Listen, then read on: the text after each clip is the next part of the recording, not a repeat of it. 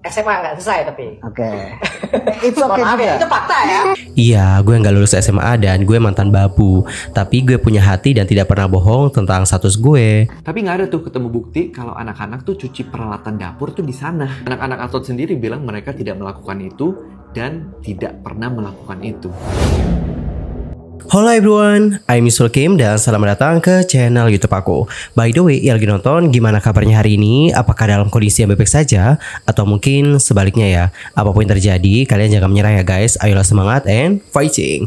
Well, dalam video kali ini tuh kita bakal bahas tentang hal yang lagi ramai banget diperbincangkan, yakni tentang Code Blue nih teman-teman. Tapi teman-teman, sebelum kita lanjut, aku mau rekomendasiin sunblock yang aku pakai. Ini ada sunblock dari Marina. Jadi buat kalian yang nggak pengen kulit kalian tuh gosong nih, bisa banget cobain ini. Dia itu SPF-nya adalah 30 PA++, dan ini tuh juga dapat mencerahkan guys. Karena di sini tuh dapat kandungan pencerah nih guys, seperti niacinamide atau vitamin B3 dan juga vitamin E. Buat kalian juga tertarik untuk cobain, nanti bisa langsung mampir ke tab produk aku ya. Thank you so much.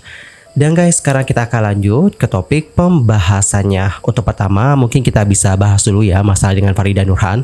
Teman-teman, itu pasti udah pada tahu dong bahwa sebelumnya untuk Farida Nurhan dan juga Code Blue di tahun lalu itu sempat ada masalah nih guys, dan itu juga sempat kita bahas gitu. Intinya pada kala itu untuk Omai atau Farida Nurhan itu emang benar-benar kayak pasang badan banget sih buat Nyakopsa gitu atau Madun Oseng, yang mana pada kala itu tempatnya di review, ya mungkin reviewnya ini ke arah kritikan gitu ya kan oleh Juju dan juga Code Blue. Dan baru-baru ini Omai kembali lagi menyoroti tentang bagaimana podcast yang dilakukan oleh Code Blue bersama dengan Dr. Richard Lee. Yang mana Omai seperti menanggapi tentang bagaimana statement dari Dr. Richard Lee mengenai masalah pendidikan. Adapun videonya seperti ini. Nggak apa-apa, itu oke kok. Makanya jangan sok-sok review. Iya. Nggak ngerti FND. Itu juga nggak apa-apa. Itu juga nggak masalah. Itu kan opini lu. It's okay. Ya nggak sih? Tapi FMB memang harus ini ya? Harus jadi reviewer itu harus sekolahnya harus tinggi. Enggak juga. Enggak juga. Sekolah apa sih terakhir? Sorry ya gue tanya. Gua di master degree. S2? Iya. Gua financial engineering. Yang ngomong sekolahnya apa terakhirnya? Gua nggak tahu dan gua nggak peduli juga. Kadang-kadang gini loh. Mungkin ya orang, jadi gini, banyak sekali waktu kita ketemu orang gitu. Kadang-kadang unik ya. Iya, dia terlalu banyak peduli. Ngapain lu peduliin sih urusan orang? Gua nggak mau peduli. Gua udah pensiun bro. Iya, makanya gue cabut balik. Karena di sini terlalu banyak orang kepo gitu. Iya. Tapi lu S2-nya S2 apa? Ada hubungan dengan? Gue financial engineering, nggak ada hubungan. Nggak ada hubungan. Tapi lu S2 kan? Iya. Ya oke. Yang satunya kalau gue lihat di Google sih, SMA nggak selesai tapi. Oke. Itu oke juga. Ya, itu fakta ya. Itu fakta ya, bukan merendahkan ya, tapi itu fakta ya kan. Dia bilang kan kayak gitu kan. Pengadunya kan ilmunya di mana kan. Nah teman-teman, menanggapi hal ini, Omai di postingan itu menuliskan seperti ini. Iya, gue nggak lulus SMA dan gue mantan babu. Tapi gue punya hati dan tidak pernah bohong tentang status gue. Nggak pernah ngaku old money, bos tambang, mantan CEO di Seattle, nggak pernah meras usaha orang. Itu adalah salah satu alasan kenapa manajerku langsung bilang ogah di saat kau undang aku di podcastmu Richard. Kau juga pelin-pelan jadi orang. Apa yang lagi dibela netizen, kau ikut bela juga. Apa yang lagi dibully netizen, kau ikut bully juga. Aku punya pendirian, semua yang jahat pasti terbongkar. Awal 2025 sudah membuktikan apa yang kalian ketawain di podcastmu ini di tahun 2023. Semoga kau nggak pelin-pelan lagi ya Richard. Have a great day. By the way, karma is real. Walaupun aku nggak balas apa yang kau lakukan, Gusti Allah tidak tidur. Aku saksikan semua yang kau alami dan lalui dengan bisnismu, pekerjaanmu. Hukum langit lebih kejam dari hukum manusia. Gue ngakak aja, di sini kau ngomong apa? Dan pada saat podcast dengan Bang Madun, kau ngomong apa? Punya pendirian dong. Kemudian di story TikToknya, Omai menuliskan seperti ini. Dr. Richard Lee, ini salah satu alasan manajerku balas ogah kau undang aku ke podcastmu. Lo juga pagi tempe, sore tahu. Podcastmu nggak jelas. Gue bekas membantu, tapi gue punya hati. Tuh bukti membuktikan setelah kau undang Bang Madun. Alright, jadi seperti itulah bagaimana statement dari Omai ini teman-teman. Jadi seperti yang diketahui untuk Dr. Richard Lee memang sebelumnya sempat mengundang Bang Madun atau Nyakopsa gitu ke podcastnya. Dan podcast antara Bang Madun sama Dr. Richard ini juga viral teman-teman. Hal itu lantaran bagaimana pengungkapan dari Nyakopsa di podcast tersebut. Jadi dalam podcast tersebut Bang Madun seperti bercerita sambil menangis nih guys soal bagaimana nasib dari warungnya sekarang usai review yang dilakukan oleh Code Blue dan juga Juju. Yang mana review yang dilakukan oleh kedua food vlogger ini disebut mengarah ke arah yang negatif. Menurut Bang Madun, sebelum masalah itu, warung makannya itu selalu ramai guys. Terus omset dari usaha tersebut juga besar, bahkan bisa membiayai kehidupannya dan saudara-saudaranya. Kemudian ia menyebutkan bahwa review negatif dari Code Blue itu berdampak pada nama baik dan juga mentalnya. Ia mengaku sempat membenci dirinya sendiri dan adik-adiknya yang ikut membantu untuk menjalankan bisnis tersebut. Lebih lanjut, dia mengaku warung makan miliknya itu memang memiliki masalah dengan kebersihan sejak sebelum direview oleh Code Blue. Namun, dia juga selalu menasihati agar adik-adiknya untuk mendengarkan masukan dari para pelanggan. Sambil menangis, dia juga mengungkapkan bahwa review negatif telah membuat dia terpaksa meminjam uang senilai 250 juta rupiah ke bank. Lantaran, dia itu nggak lagi punya tabungan nih guys untuk memenuhi kebutuhannya dalam memperbaiki usaha miliknya itu. Ia pun lantas mengungkapkan nih guys bahwa sebagian besar omset dari warungnya itu lebih banyak digunakan untuk biaya pendidikan anak-anaknya. Tidak hanya itu, dia juga membeli rumah dari hasil usahanya yang lantas membuatnya tak memiliki uang yang cukup untuk biaya operasional warung makan miliknya usai review negatif dari sang konten kreator. Lebih lanjut, dia mengatakan seperti ini guys pada kali itu. Gue beli rumah, itu tabungan habis. Bisa beli rumah, datanglah review blogger hancurin usaha gue. Gue nggak punya tabungan sama sekali. Gue bingung mau perbaiki warung gue pakai duit siapa. Selain itu, Bang Madun juga mengakui bahwa saat itu bisnisnya semakin sepi sampai dia harus merumahkan 9 dari total 13 orang karyawan. Beliau kemudian menanggapi tindakan oknum-oknum food blogger yang dianggap seringkali tak menyadari bahwa dari video mereka bisa berimbas panjang pada usaha milik orang lain. Jadi intinya adalah dalam podcast itu Bang Madun itu seperti kayak membahas tentang bagaimana dampak dari review yang dilakukan oleh food blogger, yang mana review ini disebut mengarah kepada review yang negatif. Anyway, kalau kalian sendiri gimana nih guys menanggapi tentang topik yang satu ini? Bagaimanakah pendapat kalian? Antar komennya di kolom komentar. Di sisi lain ada founder dari Setfall yang bernama Rius Fernandez yang belum lama ini ikut bersuara nih teman-teman di tengah masalah antara Code Blue bersama dengan Claremont. Jadi sekedar untuk informasi, sebelumnya untuk Code Blue itu membagikan video tentang dugaan salah satu restoran rice bowl di Kuningan yang mencuci peralatan di toilet. Kasus ini viral usai Code Blue itu menerima laporan melalui sosial media. Seperti yang kita lansir dari postingannya pada September 2024, disebutkan adanya restoran rice bowl di Kuningan yang mencuci alat makan dan juga alat masak seperti rice cooker dan juga tempat menyimpan sayur di toilet umum. Kemudian dia lantas mengatakan, nyuci alat makan dan masaknya di toilet umum. Gila, kacau ya. Kayak mana ini? Orang makan dicucinya di samping toilet gini nggak oke banget sih. Kemudian dia lantas menyoroti tentang bagaimana poin-poin keburukan karyawan yang diduga mencuci alat masak di toilet umum. Dalam video tersebut dia menuturkan seperti ini guys. 1. Ini sangat tidak higienis. 2. Tidak manusiawi. Dan 3. Kayaknya ini banyak melanggar etika dan juga hukum. Gue baru dapat intel dari followers gua bahwa ada satu tempat rice bowl di Jakarta, di Kuningan, yang nyuci alat makannya itu dan alat masaknya itu di toilet umum manusia. Lihat deh ini, ini tuh ada rice cooker dan ada alat narok sayurnya gitu. Kayak mana? Gila ini tuh di samping kaskus tuh, lihat tuh. Ini di samping kakus gitu. Gila nggak tuh? Kacau ya? Lihat tuh. Sih. Kayak mana sih? Gila ini kacau. Ini orang makan dicucinya di samping toilet gini nggak oke banget sih. Sangat tidak higienis. Kesatu. Kedua, tidak manusiawi. Ya. Keempat, kayaknya ini banyak banget melanggar etika dan banyak melanggar hukum deh ini begini nih. Ini kayak mana? Kita tuh bisnis harus punya standar. Standarnya itu nggak boleh sembarangan. Ya harus punya SOP. Yang kalau ada begini lagi, silakan hubungi gua, DM gua, nggak apa-apa. Kalau bisa kayak begini tuh ada buktinya gitu langsung. Ya kasih tahu dulu. Nanti gue coba akan telusuri gitu. Karena orang udah pada banyak tahu muka gue, nanti gue akan bikin tim namanya Code Blue X, Mr. X. Hati-hati dengan Mr. X, kalian nggak tahu mukanya siapa. Kemudian di bagian caption, Code Blue menambahkan yang mengatakan, disclaimer, ini foto dari orang lain, bukan gue yang foto ya. Ini adalah pesan yang gue dapat dari Intel Mr. X. Malam Pak, coba sesekali datang ke Bowl Kuningan Pak, dan coba izin mampir ke toilet. Pasti Bapak kaget akan isi toiletnya yang menyatu dengan cucian peralatan masak, dan sangat jorok sekali Pak. Mungkin Bapak bisa mengatasi hal ini. Saya sebagai rakyat biasa tentu saja tidak memiliki power untuk speak up, apalagi merubahnya. Sekian terima kasih dan jangan lupa sensor ya Pak. Ini saya kirim foto sebagai bukti. Kemudian Code Blue menambahkan, lalu saya tanya nih, apakah ini pengalaman betul dan apa buktinya?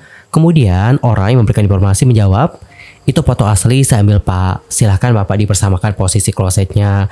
Hanya bisa saya ambil satu foto karena takut ketahuan pegawai Pak. Lalu ditanya lagi nih, yakin ini toilet umum dan yakin kalau staf yang bersangkutan yang naruh panci-panci untuk dicuci.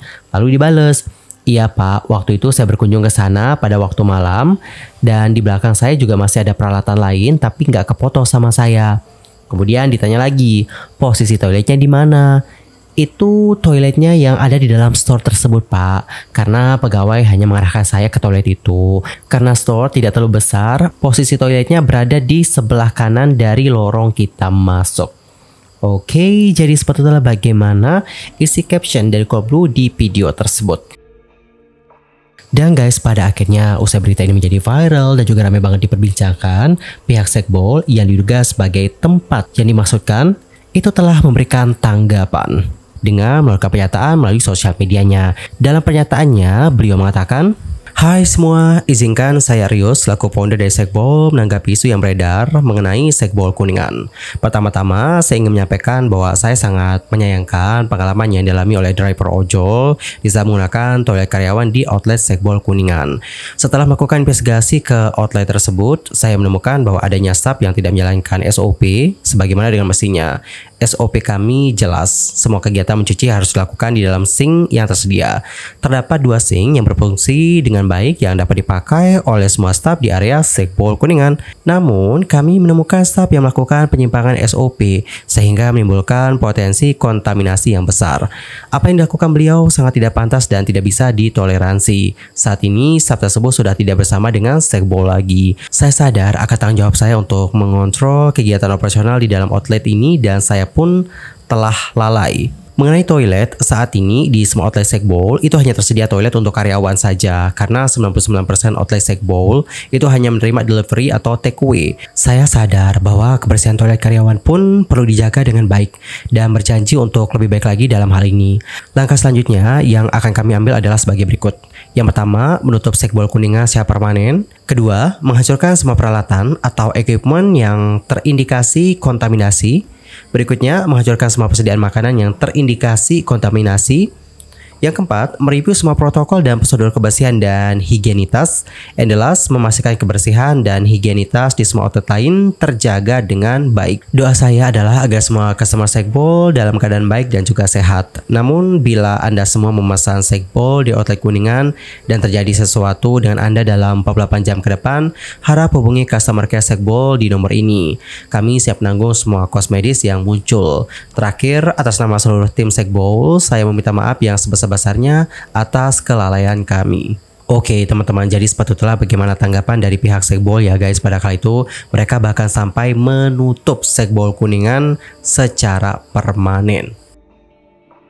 Dan guys, belum lama ini di tengah kasus antara Code Blue dan juga Claremont, Rius Fernandez memberikan tanggapan. Dalam videonya dia mengatakan sebenarnya tidak ada niatan untuk memperpanjang masalah ini dan sudah dianggap selesai. Namun dia hanya ingin untuk menceritakan dari sisinya. Lantas bagaimanakah cerita dari sisinya Rius Fernandez? Yuk mari kita lihat bareng-bareng. Guys, gua mau speak up soal Code Blue sama Claremont.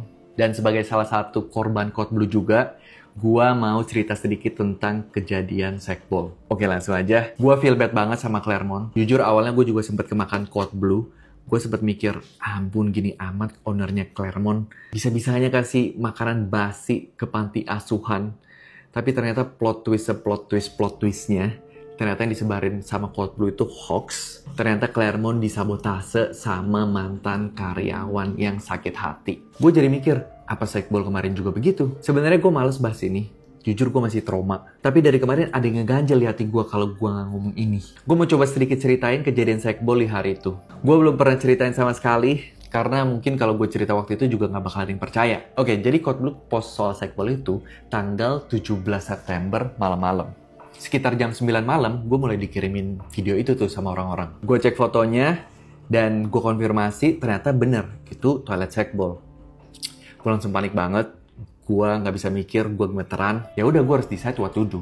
Refleks gue langsung, oke, itu bener atlet sekbol, berarti gue salah, berarti gue harus bertanggung jawab, gue harus minta maaf. Pegangan gue cuma foto itu. Gue nggak sempat investigasi gimana-gimana. 12 jam kemudian, besok paginya, jam 9 pagi, gue langsung decide dan announce buat tutup outlet permanen dan minta maaf. Jadi emang cepet banget. Dan malam itu emang bener, pas gue kesana malamnya toiletnya itu emang kotor. Tapi nggak ada tuh ketemu bukti kalau anak-anak tuh cuci peralatan dapur tuh di sana. Anak-anak atlet sendiri bilang mereka tidak melakukan itu dan tidak pernah melakukan itu. Ya di momen itu gue anggap staff gue bohong lah. Mereka pasti nggak mau ngaku. Tapi coba kalau Clermont nganggep staffnya juga bohong kayak gue dan nggak investigasi sedalam ini, gak bakal kebongkar masalah ini. Sampai sekarang pun gue nggak tahu si Code Blue dapat foto itu dari mana.